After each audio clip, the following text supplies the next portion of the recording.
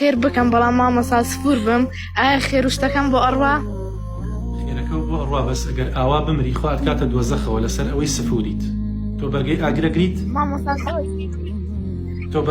تۆ بەرگەی ئاگرەگریت مامۆستا یعنی مامۆستا زۆر حەزم لێیە ببمە حیجاب جا من حەزم لە شتێک بێ و ئاسان بێ وەکسەرێکم ئەچم بۆی ئەی بۆ ناکەیت وای مامۆستا ئەمێ لەم ماوەیە مەسەڵەن ببمە حیجاب لەم ماوەیە کەی بۆ نمونە ینی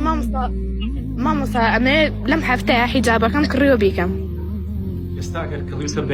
بەیانی بە حیجابەوە دەرچەوە ئەگەر نیازی دەرچوونت هەیە چونکە ئەگەر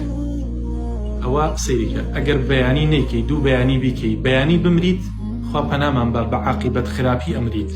واتە بەو تاوانە گەورەیە و ئەچیتە خزمەتی خوا کە سفورەتیە پێغەمبەری خوا صلی الله علیه وسلم فەرمی کۆمەڵە ئافرەتێکم بینی لە جەهەنەمە ئەسووتێندران عەزاب ئەدران فەرمووی لەم ئەڕاهوما قەط لە دنیایە من ئەو ئافرەتانەم نەبینیەوە بە چاوی خۆم واتە لە سەردەمی ئەوە جلوبەرگی لەو شێوەیان نەبوو فەرمووی نیساء کاسیات عاریات کۆمەڵی ئافرەت بوون لە دنیایە جلوبەرگیان لەبەرە بوو بەڵام لە هەمان کاتە عاریات ڕوود بوون لەبەر ئەوەی تەسک بوو تەنک بوو باشە کورد بوو یعنی مواسەفاتەکان کە ئێسامی ئافرەتەکان لە بازاڕ ئەیکەنە بەریانەمە پانتۆڵە و سترێجە و تەنورەی کورتە و تیشێتی کورتەوە ها بینیتە تەنانەت ئێستا وای لێ هاتووە خەریکا بێ بە مۆدیل باشە خولابی یەکەن بە ناوکیان ناویتر ناوشیان بە دەرەواخە فەرمووی مائیلات و مومیلات کە بەڕێیە ئەڕۆن ناز بەسەر ئەرزاکەن لەنجەولارەکەن و خۆیان بادن فەرمی ڕؤوسهن كأسنمة البخت المائلة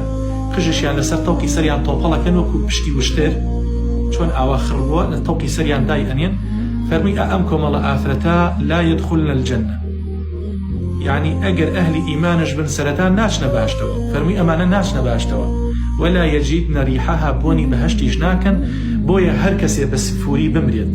بەو جلوبەرگێکەوە ئێستا لە بازاڕە خەڵکی کاتە بەری جلوبەرگی ئافرەتی ئەوروپیە ئافرەتی غەیرە موسڵمانە بەو جلوبەرگەوە بمرێت واتە حیجابی نەپۆشی بێت ئەگەر چی لە ماڵەکەی خۆشیان بمرێت خوای پەروەردگار لە جەهەنەمە ئەیسووتێنێت چونکە یەکێک لە ئاەتەکانی خوای پەروەردگاری فەرامۆش کرد و سوورەتەکانی خوا کە سوورەتی نوورە حیجابی تیا فەرز کردووە چۆن نوێژ لەسەرتان فەرزە ئاواش حیجاب لەسەرتان فەرزە بۆیە مەڵێ بەتەمام